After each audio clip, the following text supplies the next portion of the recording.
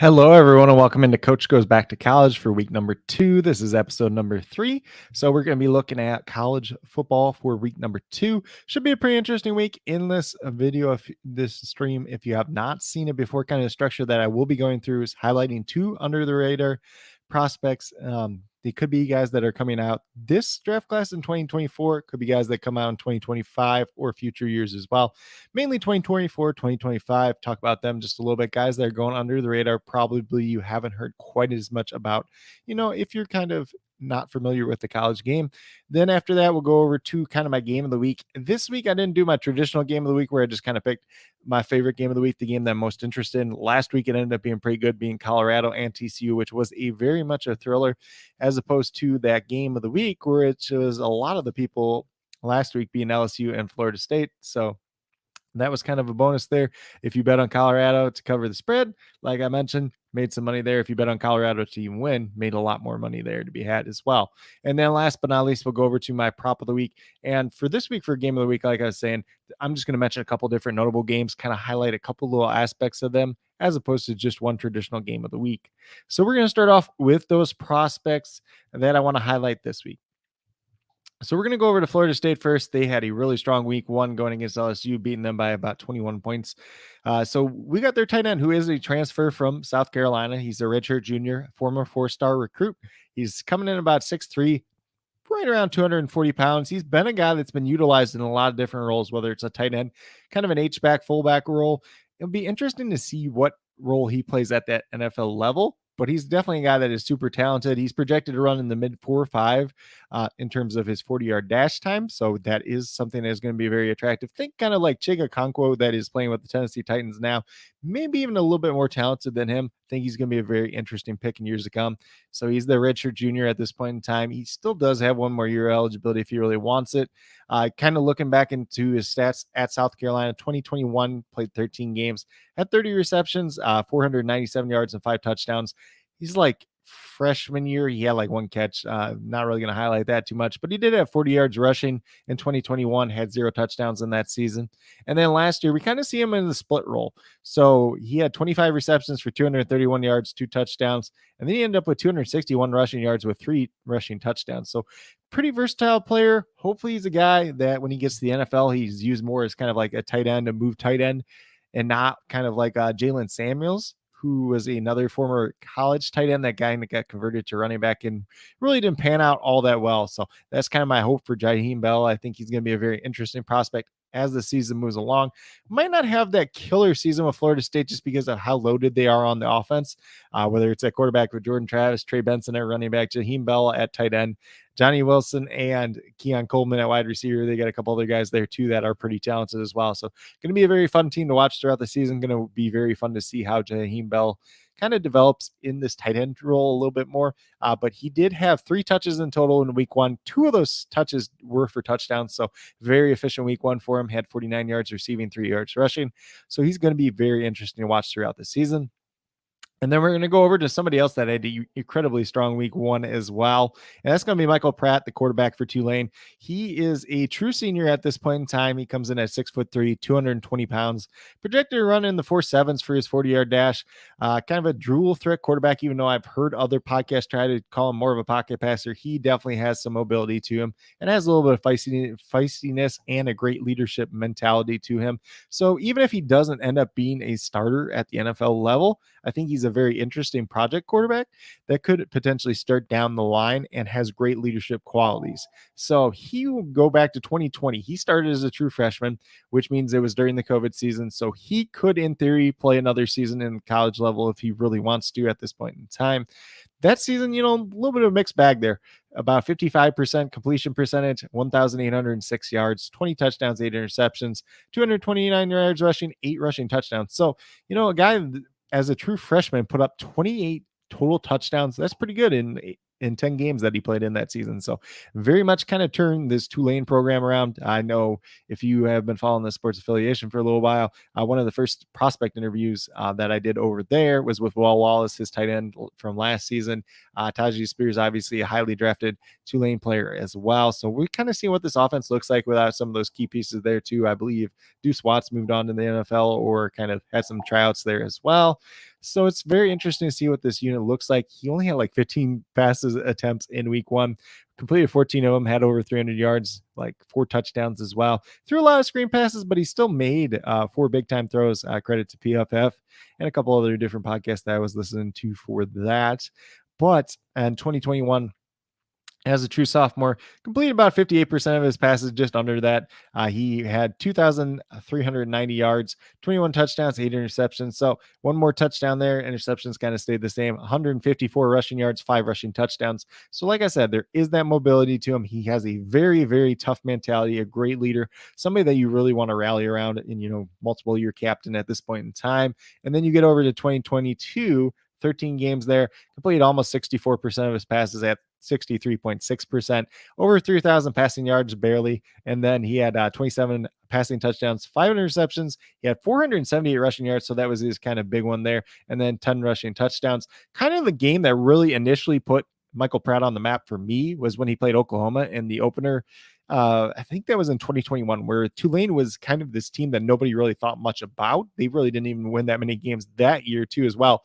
But they were able to go toe to toe with Oklahoma, who was very well thought of on that season. Spencer Rattler at quarterback, Marvin Mims.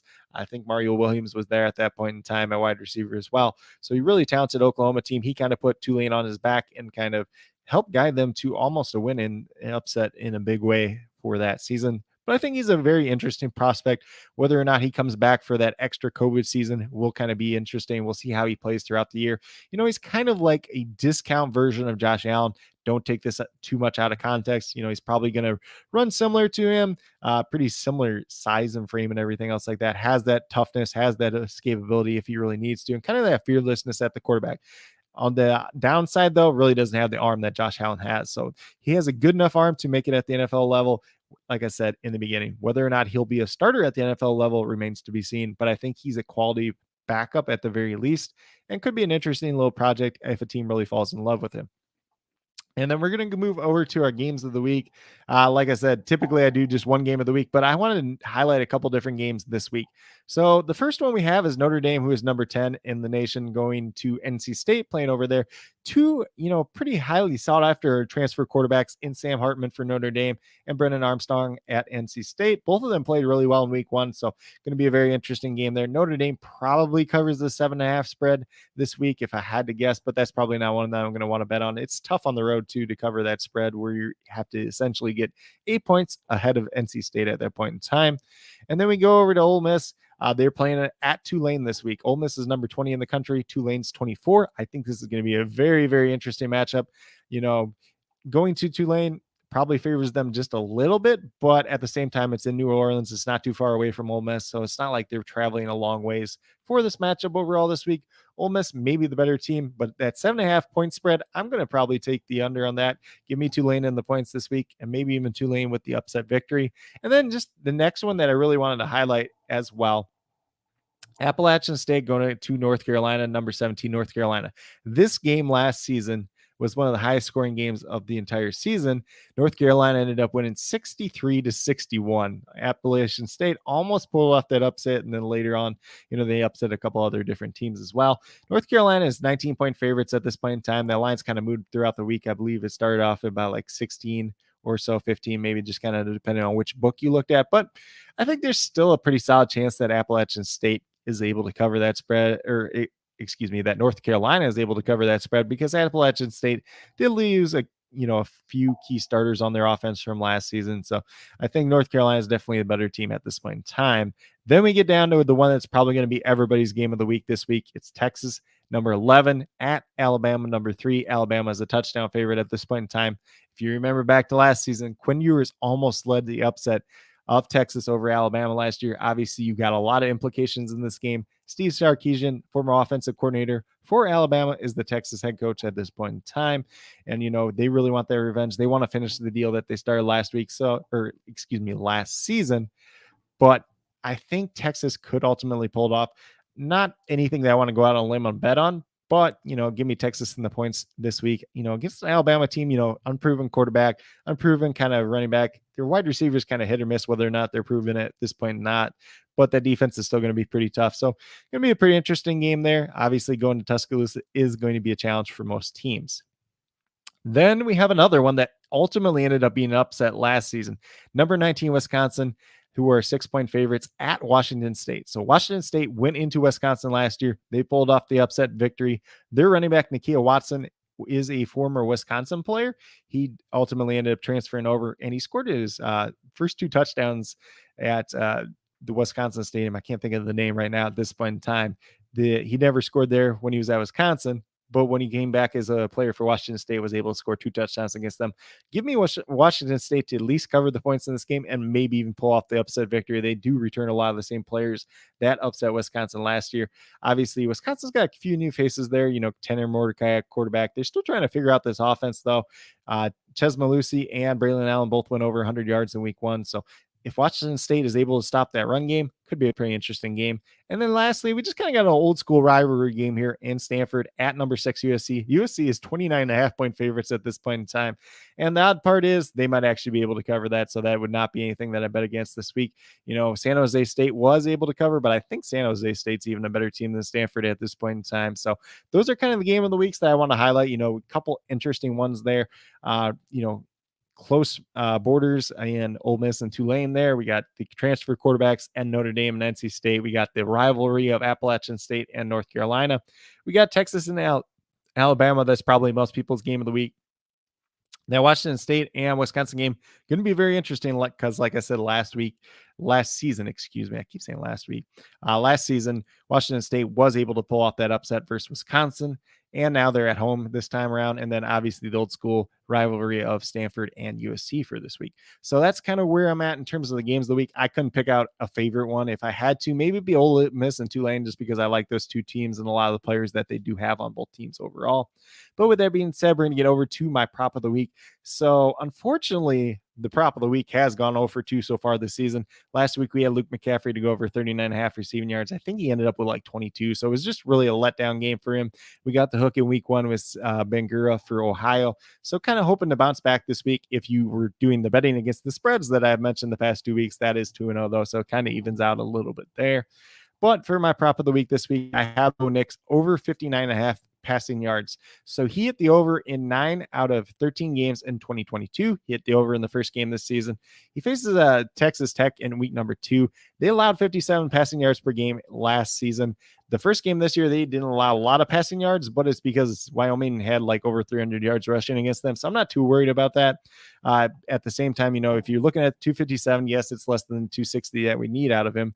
But I still really like Bo Nix, the wide receivers that they have in this matchup going against Texas Tech defense. These Big 12 defenses typically give up a lot of yards and a lot of points overall, and they just lost to Wyoming in double overtime last week. So I think it's going to be a very good day for the Oregon offense, for Bo Nix in general. So bet the over on his passing yards. There wasn't too many college props that really stood out to me personally this week. So if you're playing on like Prize Picks, Parlay Play, make sure you're mixing it with some other sports as well, whether it's baseball, whether it's NFL. There's going to be a couple different pretty good NFL props to start off. I believe Parlay Play already did the Patrick Mahomes one over 0.5 passing yards last night. But if you go over to Prize Picks, they got Dak Prescott over 0.5 passing yards. So take that plus Bo Nix, and you're going to probably end up making some money in a pretty big way, depending on how much you do just in general. Looks like we had a comment over here too, so I do apologize for that. So I see JC over here mention out. So he said, hell yes, coach. So for those of you who don't know, wasn't feeling the greatest today, but just trying to get this out there for all of you. And hopefully it's good college week number 2. And with that being said, that's pretty much what I do have at this point in time. If you guys have any other things that you want to mention for college football for week number 2, be sure to drop them down in the comments. Make sure that you are subscribed to the Sports Affiliation channel. If you're watching on YouTube, probably a good chance that you are already. If you're watching on Twitter, make sure that you get subscribed to the Sports Affiliation YouTube page, as well as my own personal page, Coach Craig Sports, over on YouTube as well. I do a lot of DFS content over there. We'll be having the NFL DFS cheat sheets up on the Sports Affiliation website as well. But with that being said, that's all that I truly have at this point in time. Hopefully you all enjoyed. Hopefully you gained a little bit of knowledge about some of these prospects. Looking forward to some of the games of the week, and hopefully you're able to make some money off the prop of the week for this week overall. But like I said, with that being said, do truly wish everyone to have a good rest of their day, whether you're watching tonight on Friday night or in a future day, which probably be Saturday since it's covering week 2 for college football. But with that being said, hopefully it's a good week for your favorite team, for your favorite players, and just in general for college football overall.